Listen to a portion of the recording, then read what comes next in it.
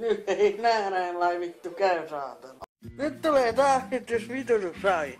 Joo.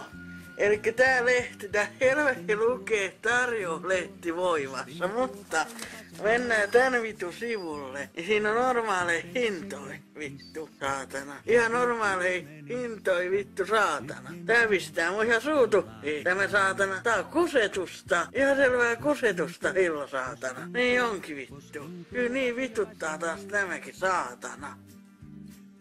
Kokeilla. Utsuja, siellä on vaan utsuja, kylmän peräne vaan on.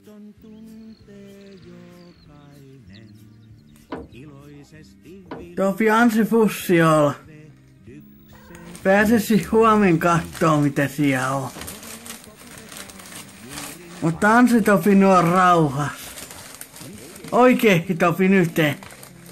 Huomen sit saat. Kuka ei saa lähteä viemään helvetti ulos tähän aikaan. Joudunko mä vittu taas menemään, saatana. Toita et tehnyt vittu. Vittu me puuttuu mukki irti, saatana.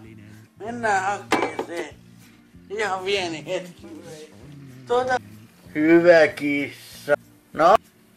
Oho, jotain asiaa, Topi.